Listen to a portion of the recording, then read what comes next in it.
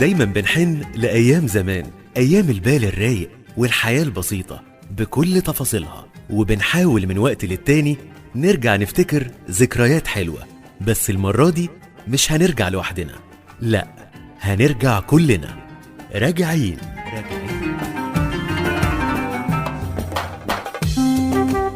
راجعين مع دعاء عبد الملك. راجعين.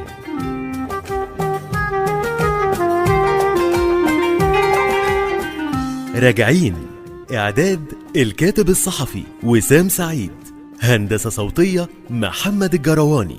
راجعين مع المخرج عمرو عبدو دياب.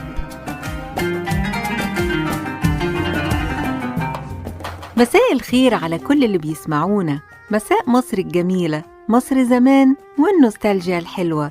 بكون معاكم دعاء عبد الملك وراجعين. لو قلت قدام أي حد النهاردة كلمة فيلم السهرة هيقولك يعني إيه، لكن لو قلت نفس الكلمة لحد تمانيناتي أو تسعيناتي هيفهم كويس تقصد إيه، وكمان يبتسم ويسترجع ذكريات جميلة.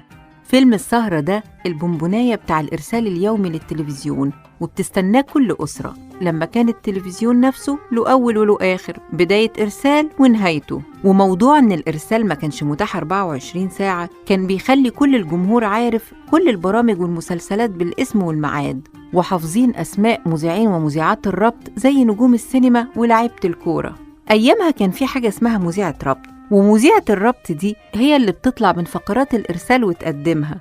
والله يعني المسلسل ما كانش بيجي من نفسه كده، ولا البرنامج ولا نشرة الأخبار، لازم المذيعة تطلع قبلها وتنوه وتقول الفقرة اللي جاية هتكون إيه. وعلشان نتخيل الصورة الجميلة تعالوا نقول مع بعض أهم علامات البث الإذاعي والتلفزيوني زمان. يعني مثلا ما كانش الصبح يبقى صبح إلا بصوت أغنية أم كلثوم يا صباح الخير يا اللي معانا.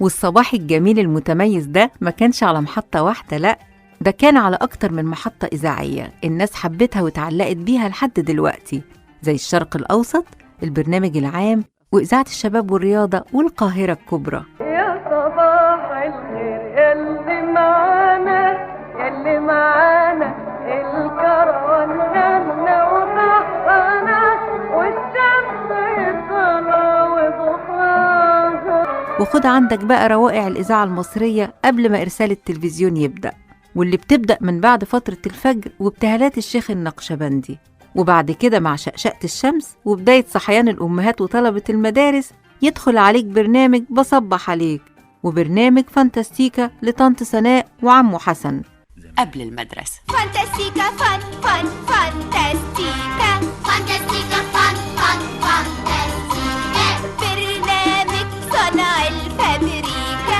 فانتاستيكا فان فان فانتاستيكا.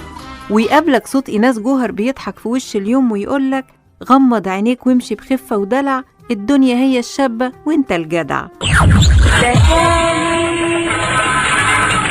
شعارنا غمض عينيك وامشي بخفة ودلع، الدنيا هي الشابة وانت الجدع. تشوف رشاقة خطوتك تعبدك، لكن انت لو بصيت لرجليك تقع. عجب. ومع تحضير السندوتشات ولبس المدرسة والناس وهي رايحة شغلها في المواصلات والعربيات بتستمتع بكلمتين وبس وطريق السلامة. أما بقى اللي بيعتبروا جيل التمانينات والتسعينات علامة من علامات الوقت ده فهو حواديت أبلة فضيلة اللي تربينا عليها وعلى صوت الإذاعية الكبيرة فضيلة توفيق.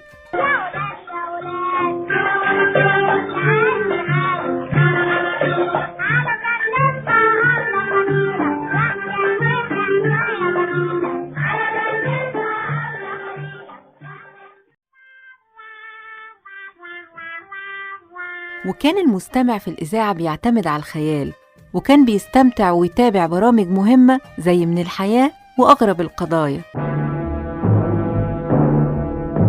أغرب القضايا، برنامج يكتبه ويخرجه عبدو دياب. تعالوا بقى نروح التلفزيون زمان وجماله وحلاوة إرساله، اللي كان بيبدأ الساعة 9 الصبح بالقرآن، وبعدها يبدأ كوكتيل متنوع من برامج الأطفال شكلت وعي جيل بحاله.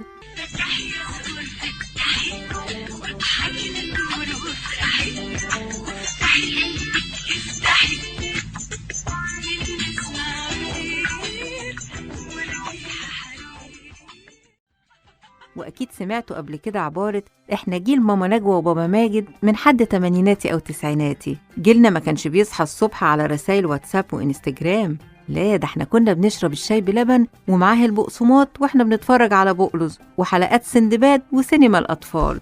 هاتوا أفلام كرتون ونشوف حاجات في التلفزيون. سينما الأطفال، سينما الأطفال. جيلنا اللي كان بكل براءة بيسمع أغنية كوكو واوا وأبريق الشاي وطيري طيري يا عصفورة. ومين يقدر ينسى يوم الحد، اليوم المفتوح اللي كان بيقدم أحلى البرامج والأفلام الأجنبية والعربية، وله تتر مميز وجميل وما يتنسيش.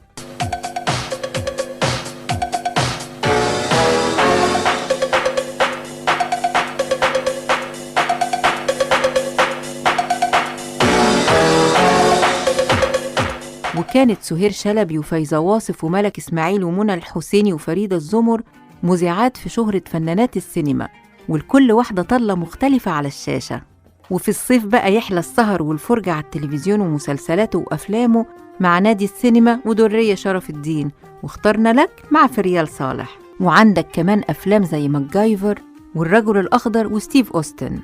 أما أهم وأحدث الأغاني الأجنبية كنا بنعرفها أول بأول من برنامج العالم يغني، سواء لفرق زي البوني إم أو مغنيين زي جورج مايكل وساندرا ومادونا. حتى البرامج اللي كان بعضنا بيعتبرها كبيرة عليه وبنتفرج عليها من باب إن مفيش قدامنا غيرها، اكتشفنا بعد كده إنها شكلت وعينا وثقافتنا، زي برنامج حياتي، 5 سياحة، عالم البحار، جولة الكاميرا، ومواقف وطرائف.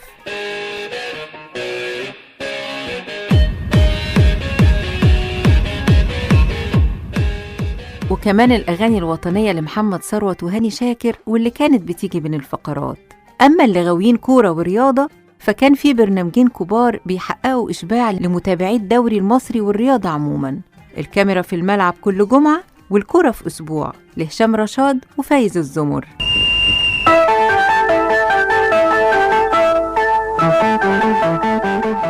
وخد عندك بقى طقم المسلسلات الأجنبية اللي ما يتنسيش، وكانت الأسر المصرية بتقعد حواليه وتتابعه يوم بيوم.